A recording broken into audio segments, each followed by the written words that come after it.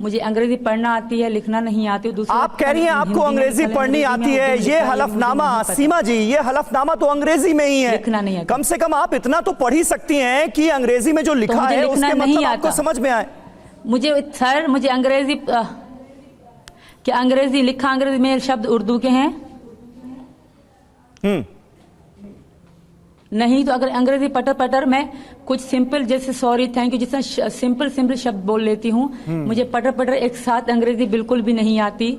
और ये मेरा बिल्कुल भी मतलब मैंने कभी भी ऐसा नहीं कहा कि मेरे पापा जो हमारी माँ भी थे, हमारे पापा भी थे, वो लालची हैं, इस तरह की कोई शब्द नहीं कहेगा। आपने इसमें लिखा है कि मेरे माता पिता जबरदस्ती की गई, आपके पेरेंट्स जबरन आपकी शादी कराना चाहते हैं। माँ है ही नहीं और आप 10 दिन पहले अपना घर छोड़कर ऐसा मैंने लिखा ही नहीं,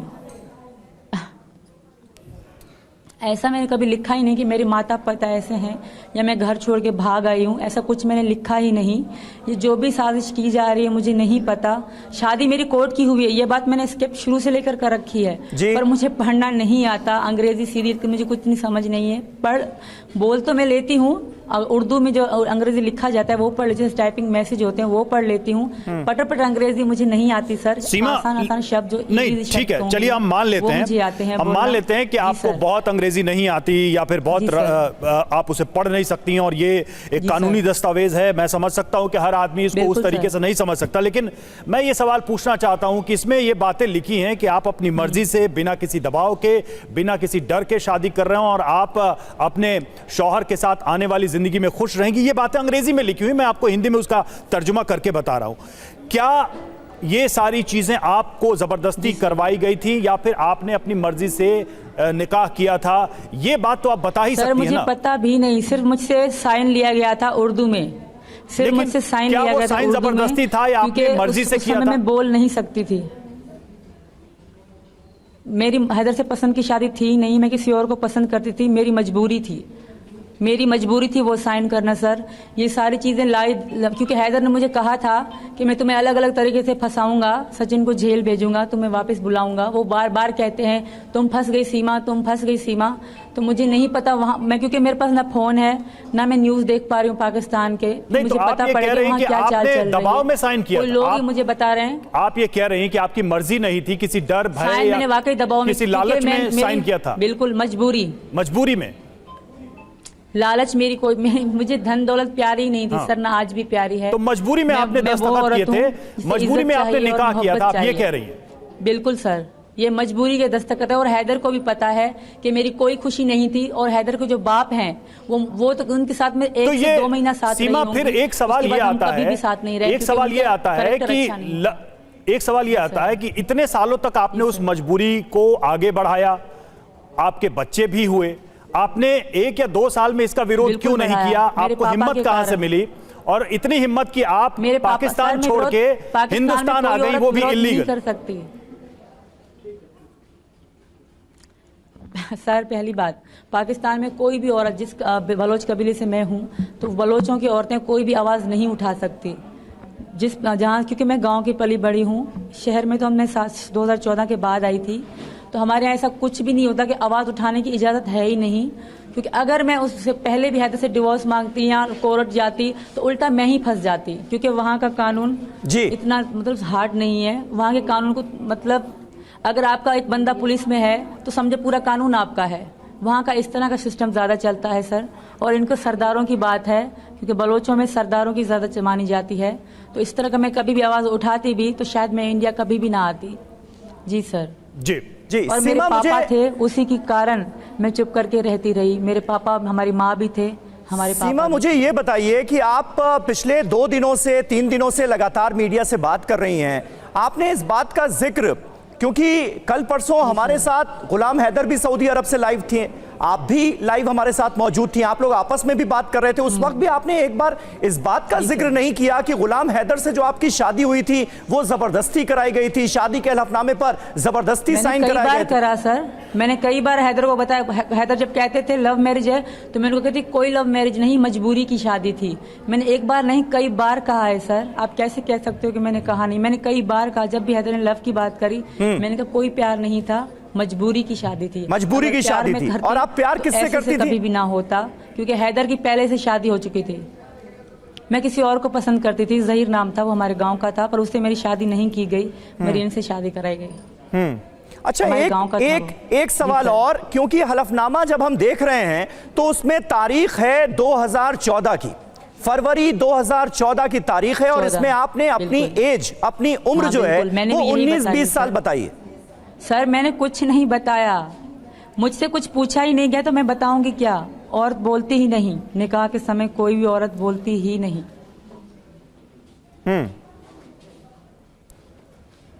ठीक है जी सर, ठीक है। हमारे साथ इस वक्त जयंती दत्ता भी मौजूद हैं, उनसे आपका तारुफ करा दें। डॉक्टर जयंती दत्ता हमारे साथ मौजूद हैं, साइकोलॉजिस्ट हैं, उनसे हम बात करेंगे। इसके अलावा अभिषेक राय हमारे साथ मौजूद हैं, सीनियर एडवोकेट हैं। हेमंत कृष्ण पराशर जो कि सीमा के वकील हैं, वो हमारे साथ मौजूद हैं। और हमारे साथ एक और बहुत खास मेहमान मौजूद हैं, एनके सूद साहब, जो कि रॉ में सीनियर ऑफिसर रह चुके हैं। हेमंत कृष्ण पराशर जी सीमा के वकील हैं। हेमंत जी, ये बताइए कि इस वक्त ये जो बातें सामने आ रही हैं, इसमें कई चीजें अलग हैं। अभी तक सीमा ने हिंदुस्तान में आकर जो कहा, उसमें जो बातें कही गई और इस हलफनामे में जो बातें कही गई, वो बिल्कुल अलग नजर आ रही हैं। अब सीमा कह रही हैं कि उनकी रजामंदी से दस्तखत कराए ही नहीं गए। कानूनी तौर पर यह हलफनामा हिंदुस्तान में कहां तक टिकता है? देखिए, हलफनामा तो कहीं पर भी लिया जा सकता है और वो हलफनामा मान्य ही रहेगा। अगर कोई भी हलफनामा कहीं भी देता है और वो अटेस्टेड है तो वो हर जगह मान्य रहेगा, चाहे वो हिंदुस्तान में हो या पाकिस्तान में हो। जी कहीं भी। जी, आप ये कह रहे हैं, मैं एक बार फिर से इस सवाल को दोहरा रहा हूं कि पाकिस्तान का ये जो हलफनामा है, ये भारतीय कोर्ट में स्टैंड करेगा? देखिए, अगर पाकिस्तान में लीगल तौर पर किया गया है तो ये स्टैंड करेगा। ये तो इसमें तो जो बातें लिखी हैं ये और जिस पे हस्ताक्षर है, वो तो बहुत अलग कहानी कह रहे हैं। जैसा सीमा अभी कह रहे हैं कि मेरी मर्जी का नहीं था, लेकिन इसमें तो सारी बातें ऐसी लिखी हैं कि वो बहुत खुश हैं। देखिए, उनकी मर्जी से हुआ है। हलफनामा दबाव में भी लिया जा सकता है। ये साबित कैसे होगा? पाकिस्तान में दबाव डाला गया, हिंदुस्तान में इसको आप कैसे साबित करें? देखिए, ये बातें सारी सीमा बता रही हैं कि हलफनामा मुझसे दबाव में लिया है, तो वो हलफनामा गलत माना जाएगा। लेकिन उनके शौहर कहेंगे कि दबाव में नहीं था। अभी हम पूछ लेते हैं, गुलाम हमारे साथ जुड़े, गुलाम हैदर, ये बातें हो रही हैं यहाँ, हमारे जो वकील साहब हैं वो भी ये कह रहे हैं कि अगर सीमा कह रही हैं कि दबाव में है तो ये मान लिया जाएगा कि दबाव में, प्रेशर में, जबरदस्ती कराया गया। आप क्या कहना चाहेंगे? आपका जो निकाह हुआ, ये जो हलफनामा एफिडेविट है कोर्ट में, जिसपे साइन भी हुए हैं पाकिस्तान के कोर्ट में, वो सब क्या जबरदस्ती था? आप जानते थे कि उनकी मर्जी के खिलाफ सब हो रहा है, या फिर सब कुछ ठीक था, हंसी खुशी राजी खुशी सब हुआ था? सब कुछ हंसी राजी हुआ था। मैं ये वकील साहब से अर्ज करना चाहता हूँ कि आप सीमा के ऊपर इतना मेहरबान किस वजह से हो रहे हो, किस बुनियाद पे हो रहे हो? हर चीज बोल रहे हैं सीमा सही है, सब गलत है। बेबुनियाद कागज, दस्तावेज, सब कुछ कोर्ट पाकिस्तान सबको ये गलत करार दे रहे हैं सिर्फ सीमा की वजह से। सीमा सच बोल रहे हैं, गलत भी बोलते हो सकता है, ये कोर्ट का फाइन भी गलत हो सकता है। वकील साहब, आपको कितना पैसा सीमा ने दिया? ज्वेलरी दिए, पैसा दिया, किस बुनियाद पे आप उनको कह सकते हो? मैं ये जीतता जाता इंसान शो और हर चीज सबूत में दिखा रहा हूँ। आप इस बात पे किस लिए गौर कर रहे हो? मेरी बात सुनो, आपसे भी ये पूछना होगा कल। ये कोर्ट है, अदालत, भारत, ये जो साफी हजरात है, बात कहां कहां तक जा रहे हैं? आप एक तरफा रिंग चला रहे हो। आप ये कह रहे हो ये हो सकता है सीमा से जबरदस्ती किया हो, सीमा को जबरदस्ती किया हो। 4 बच्चे हैं, सीमा का पूरा परिवार है, सीमा का बहन है, भाई है, जीतता जागता एक इंसान है। इस टाइम आप बोल रहे हो कि आपके संघर्ष में आया सीमा सही बोल रहा है। पहले सीमा का जो है ना, हर चीज गलत है सर, ऐसा नहीं होना चाहिए। आप सिर्फ एक ठीक है गुलाम हैदर साहब, इसीलिए हम आपका पक्ष भी ले रहे हैं। सऊदी अरब से हमने आपको भी कनेक्ट किया हुआ है ताकि आप भी अपने तरफ का सच बयां कर सकें। सीमा अपना सच बयां कर रही है। मैं सीमा आता हूं आपके पास। इस बीच सीमा को लेकर एक और खुलासा हुआ है। मैं डॉक्टर जयंती आता हूं। एक और खुलासा हुआ है, सीमा की उम्र को लेकर खुलासा हुआ है। हलफनामे आधार कार्ड के उम्र में अंतर है, ये पता चला है। यानी हलफनामे में जो उम्र बताई गई है और अब सीमा अपनी जो उम्र बता रही हैं, उसमें डिफरेंस है, उसमें अंतर है। और आइए अब आपको बताते हैं कि सीमा हैदर के हलफनामे और आधार कार्ड पर सवाल क्यों उठ रहे हैं, इसकी वजह क्या है, ये आप जानिए। हलफनामा 15 फरवरी 2014 को जारी हुआ। ये देखिए पासपोर्ट भी यहां पर हम आपको दिखा रहे हैं और इसमें जो डेट ऑफ बर्थ है वो 2002 है। ये याद कर लीजिए, जन्म की तारीख 1 जनवरी 2002 है सीमा की। ये पाकिस्तान का जो उनका पासपोर्ट है वो कहता है। कार्ड जारी हुआ 20 सितंबर 2002 को, ये जानकारी सामने आई है। अब सीमा का आधार कार्ड जो है उसमें जो जन्म तिथि है वो कैसे अलग हो जाती है। 15 फरवरी 2014 को हलफनामा जारी होता है, आधार कार्ड 20 सितंबर 2022 को जारी होता है। 2014 में उम्र 19-20 साल बताई है सीमा ने अपने हलफनामे में, यानी जन्म की तारीख 1 जनवरी 2002। हलफनामे के मुताबिक जन्म साल 94-95 यानी 1994-1995 में हुआ। आधार और हलफनामे की तारीख में यानी कुल मिलाकर आप देखिए तो 1-2 साल नहीं 7 से 8 साल का अंतर साफ तौर पर नजर आता है। अब सवाल क्या है? सवाल दो दस्तावेजों में अलग अलग उम्र क्यों दिखाई गई है? हलफनामे में जो जन्म की तारीख है वो पासपोर्ट की जो जन्म की तारीख है उससे मेल नहीं खाती है। आधार कार्ड में जो जन्म की तारीख है उससे मेल नहीं खाती है। 7 से 8 साल का अंतर सीधे तौर पर नजर आता है। ये क्यों है? सीमा, आपको नहीं लगता कि इस सवाल का जवाब आपको देना चाहिए? क्योंकि 1-2 साल का भी अंतर नहीं है, 7 से 8 साल का अंतर है। आधार कार्ड में जो उम्र है आपकी और इस हलफनामे में जो उम्र आपने बताई है यानी 2014 में 19-20 साल।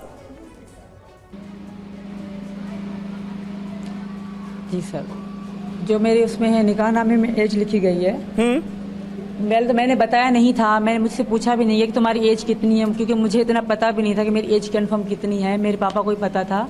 तो 19 या 20 साल लिखी गई, तब मैं इतनी थी नहीं। ये झूठ लिखा गया है, मुझे बड़ी करके लिखा गया है। सीमा, क्योंकि 2014 में आपकी उम्र कितनी थी? मेरी उम्र बहुत छोटी थी सर, ये झूठ कह रहे हैं कि मैं 20 से 19 साल की थी। मैं 16 से 17, 16 से 15 इन्हीं सालों में थी, ज़्यादा बड़ी नहीं थी। और रही बात आधार कार्ड की, तो वो एज थोड़ी कम करवा के मेरे पापा ने बनवा के दिया था पहली बार जब बनवाया था। आप कह रही हैं आपकी जब शादी हुई तब आप नाबालिग थी? हमारा ऐसा होता है, हाँ 16 से नहीं सीमा दो चीजें मैं आपको बता रहा हूं जो हमारे पास जानकारी आई है, पेपर्स आए हैं। आपकी उम्र आपके पहचान पत्र में कम नहीं है। आपकी उम्र जो पासपोर्ट आप कैरी कर रही हैं उसमें जो उम्र है वो 2002 के समय के जन्म की बात कही गई। पहचान पत्र में भी उम्र यही है सर। आप जो कह रही हैं कि आपकी जब शादी हुई थी तब आपकी उम्र यही लिखी हुई है। आप जब कह रही हैं कि आपकी शादी हुई तब आपकी उम्र 16 या 17 साल की थी, उस हिसाब से भी जन्म 2002 में नहीं आता है। उस हिसाब से भी अगर देखें तो जन्म 2002 का नहीं बनता है जो कि पासपोर्ट में लिखा है। हाँ बिल्कुल सर, मेरी बात सुने। एक्चुअली ऐसा ही होता है, पाकिस्तान में ज़्यादातर लोग अपनी एज कम करवा के लिखवाते हैं ताकि आगे मतलब सही रहे। तो मेरे पापा ने ये मुझे कुछ साल 3 से 4 साल एज कम करके लिखवाई थी जब मेरे पापा के नाम से आधार कार्ड बना था। नहीं, पासपोर्ट में जो जन्म है मैं उसकी बात कर रहा हूं। वहाँ पे यहाँ पे इस बात को इशू बना जा रहा है। जी सर, पासपोर्ट में जो आपके जन्म का साल लिखा हुआ है हम उसकी बात कर रहे हैं, हम हाँ। आधार या पहचान की बात नहीं कर रहे। 2002 है जी, 2002 है। उनमें भी आधार में भी और जो मेरा वैक्सीन कार्ड है उनमें भी से एक ही उम्र है जो है, क्योंकि मेरी बर्थ सर्टिफिकेट मेरे पापा ने इसी का बनवा रखा था 2002 का पहले से ही, तो इसलिए इसी पे मेरा कार्ड बना, मतलब कम एज करवा के मेरे पापा ने बनवा। गुलाम हैदर, आप कुछ कहना चाहेंगे उम्र को लेकर? ये जो फर्क हमें नजर आ रहा है, आपको क्या पता था जब आपका निकाह हो रहा था, जब ये हलफनामा दिया जा रहा था, तब सीमा की उम्र क्या थी? आपको क्या बताया गया था या आपकी जानकारी में क्या था? सर ये सीमा, हमने लव मैरिज किया था तो सीमा ने कोर्ट में आके खुद बोला था कि मैं 18 से 19 साल का हूँ, मैं अपना फैसला खुद ले सकता हूँ। जो है ना, शादी इसने खुद मेरे से लव मैरिज किया, ये जीता जागता मैं एक सबूत हूँ, कहीं से भी आप मालूमात करो। अच्छा ये बात अच्छा गुलाम हैदर, ये बताइए कि पाकिस्तान में जबरदस्ती निकाह हुई पाकिस्तान के कोर्ट में, गुलाम हैदर सुनिए तो, पाकिस्तान के कोर्ट में कितने उम्र में शादी हो सकती है? क्योंकि भारत में, हिंदुस्तान में तो तय है, आप कोर्ट में उस उम्र से नीचे निकाह या शादी नहीं कर सकते हैं। पाकिस्तान में वो उम्र क्या है? 17 साल 16 साल 17 साल से ऊपर हो फिर शादी होती है, कोर्ट तब मानता है केस को। चलिए ठीक है, गुलाम हैदर साहब बने रहे आप हमारे साथ। सीमा भी हमारे साथ मौजूद है, डॉक्टर जयंती दत्ता इस वक्त हमारे साथ मौजूद हैं। वो आप दोनों की बातों को बहुत गौर से सुन रही थी, उन्होंने कुछ एनालाइज किया है। डॉक्टर जयंती, मुझे सबसे पहले तो ये ताज्जुब होती है कि 4 बच्चों के साथ जी इतनी जगह से वो कहीं शारजा गई, फिर उसके बाद नेपाल गई, नेपाल से एंट्री कर गई हमारे देश में जी। तो किस तरह से 4 बच्चों के साथ इस तरह एंट्री, तो हमारे जो विजिलेंस डिपार्टमेंट है एंट्री पॉइंट पे वो चेक क्या कर रहे थे? क्या इत्तेफाकन हर जगह इनको सहूलियत मिलती गई और ये घुसती चली गई? इतने दिन रह चुकी हैं ये नोएडा में, ग्रेटर नोएडा में, तो उससे पहले जो हमारे बॉर्डर सिक्योरिटी है वहाँ पे आप देखिए नेपाल से जो एंट्री होती है, बांग्लादेश है, पाकिस्तान है, चाइना है, तो हमारे जो विजिलेंस है अगर वो इतनी अलर्ट नहीं है कि 4 बच्चों के में रह चुके हैं, रॉ में रह चुके हैं इनके सूद साहब के साथ आप एंट्री कर जाते हैं। ठीक है, सूद साहब इसका जवाब देंगे, से पूछना है, सूद साहब इसका जवाब देंगे। लेकिन डॉक्टर जयंती, सीमा से जब बात होती है तो वो कहती हैं देखिए मोहब्बत में बड़ी ताकत होती है, मोहब्बत सारी सरहदों को लांघ देती है। आप उनकी बातें सुनकर क्या एनालाइज कर पा रही, साइकोलॉजी कैसे समझ रही हैं? अभी उनके हालात, वो स्ट्रेस में हैं, काफ़ी जगह से गुजरती हुई आई हैं। मैं उनसे सवालात बाद में करूंगी। हैदर साहब से मुझे 2 बातें पूछनी है। एक, 3 साल आप कहाँ थे? जो मैं इंटरव्यू सुन रही थी, आपने कोई गुफ्तगू नहीं करी, आपने कोई इंटरेक्शन नहीं किया। चलिए सीमा की बात भूल जाइए, आपके 4 बच्चे हैं, बच्चे आप ही के हैं ना, तो 4 बच्चों के लिए आपके दिल में कोई परेशानी नहीं हुई? आपने पूछताछ नहीं करी? दूसरी बात, आप कह रहे हैं कि 17 साल की या 18 साल की सीमा थी, फर्स्ट डिलीवरी आपकी कहाँ हुई बच्चे की? वो बच्चे की डिलीवरी आपने घर में करवाई या अस्पताल में करवाई? जब आप डिलीवरी करवाते हो उस वक्त क्या उम्र थी सीमा की? राइट? आज आप बुला रहे हो सीमा को, आज आप कह रहे हो कि हाँ वो मेरे पास आ जाती। इतने दिन आपको पता क्यों नहीं चला सीमा कहाँ है? आपने बातचीत क्यों नहीं करी? अगर आपको सीमा की परवाह ना थी तो बच्चों की परवाह क्यों नहीं करी? ठीक है, जवाब हैदर साहब।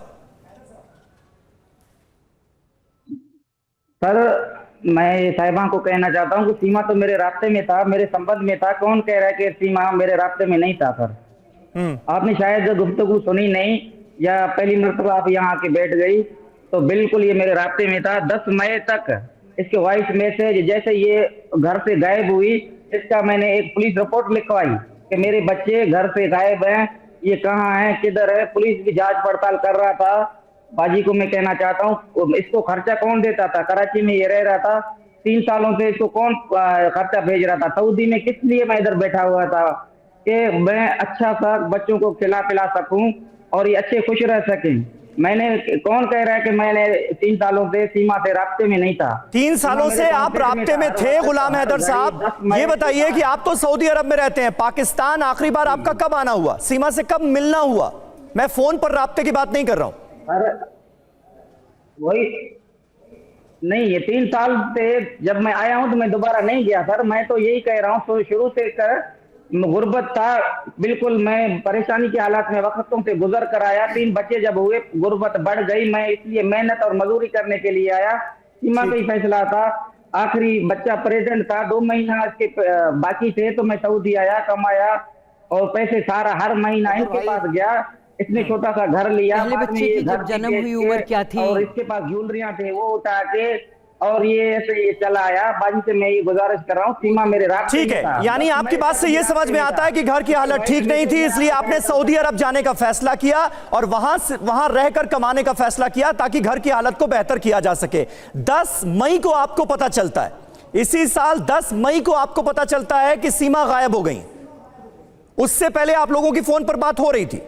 हाँ, रास्ते में नहीं हुआ, एक दिन। हाँ ठीक जी, एक दिन फिर बात नहीं हुआ। मैंने इसके भाई को फोन करके पूछा कि आसिफ सीमा किधर है? बोलता है मैं बस पे बैठा हूँ, कल तुम्हारे गांव जा रहा हूँ इधर कराची में, जैसे मैं जाऊंगा आपको पता चलेगा कि किधर है किधर नहीं। ये जब आया तो घर को ताला लगा हुआ था, मालिक मकान को ये ऐसा बोल के गया। ठीक है, समझ गया। तो ये चीज हम सीमा से ही पूछ लेते। सीमा, हैदर कह रहे हैं कि वो पैसे भेजते थे, वो आपकी मदद करते थे, फोन से कांटेक्ट में रहते थे, हाँ, वो आ नहीं पाए क्योंकि बच्चे इतने हो गए तो गरीबी हो गई और मजदूरी करने कमाने जाना पड़ा और इस वजह से वो नहीं आए। आप क्या कहना चाहेंगी, क्या वो आपको मदद करते थे, पैसे भेजते थे?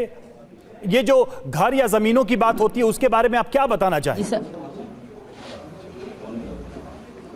सर ये वाकई मुझे भेजते थे, मैं इस बात से मैं झूठ कुछ भी नहीं कहूँगी।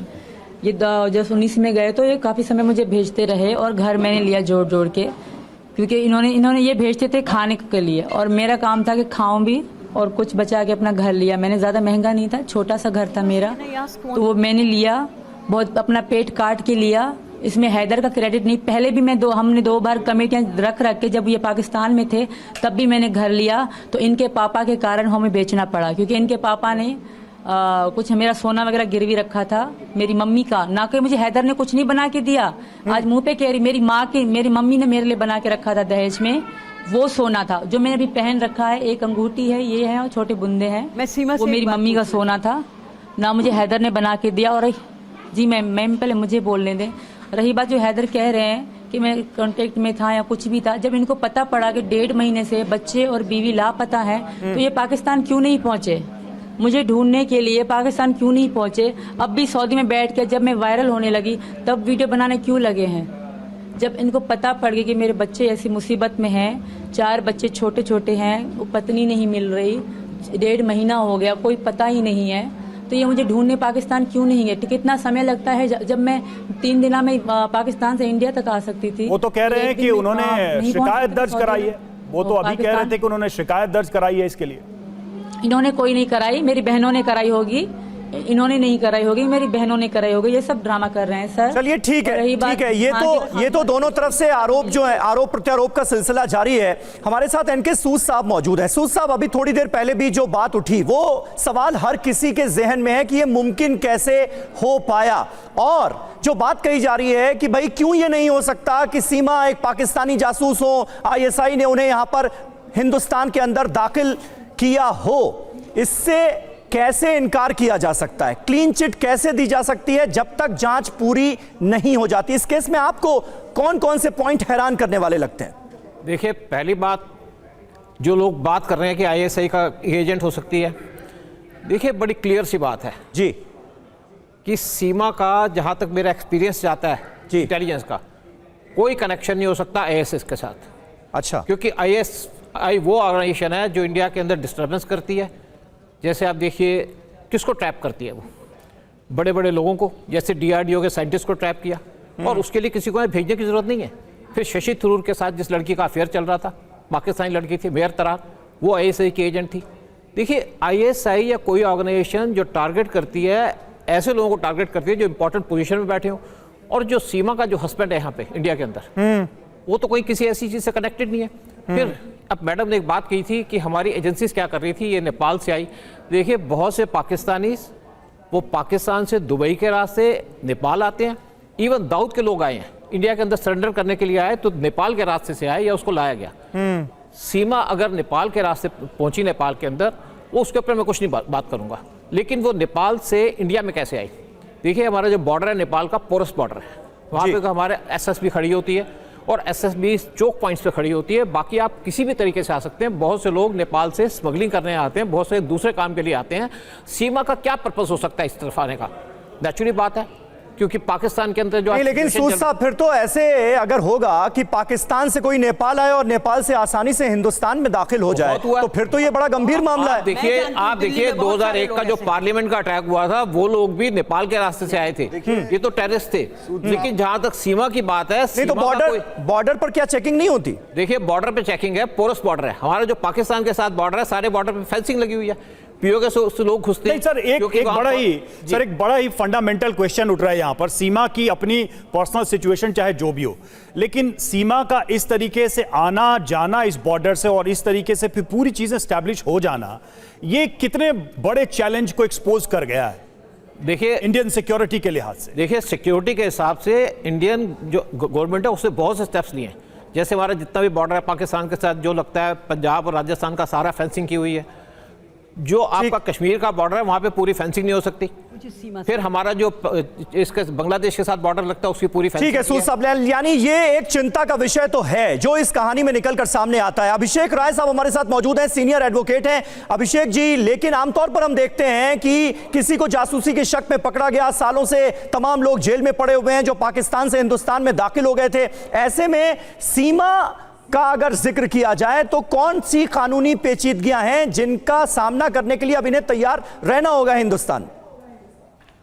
देखिए, ऐसा है, 3 एक्ट हैं, सिटीजनशिप एक्ट, पासपोर्ट एक्ट जी और फॉरेनर्स एक्ट। तीनों को जब आप पढ़ेंगे उसमें अमेंडमेंट आए, 2013 का अमेंडमेंट है, 2015 का अमेंडमेंट है।